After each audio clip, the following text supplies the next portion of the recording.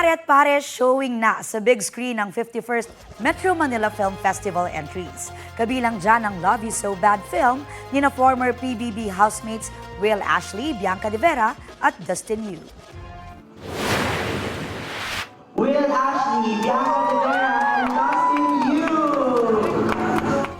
Napuno ng hiyawan ng moviegoers ang ilang sinihan ng personal na bumisita roon ng lead stars ng pelikula.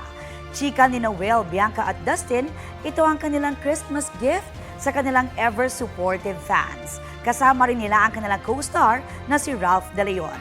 Ano naman kaya ang Christmas message ng tatlo para sa isa't isa?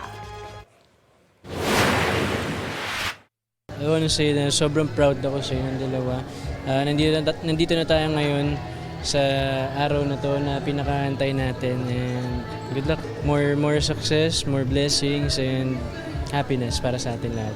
I am very, very proud of the both of you, and always know na no matter how far at after this project, I'll always be here for the both of you. Ito na yung talagang pinaghihirapan natin, and grabe, ×2 yung pagka-special niya. Very grateful and very happy na magkakasama tayo ngayong Pasko.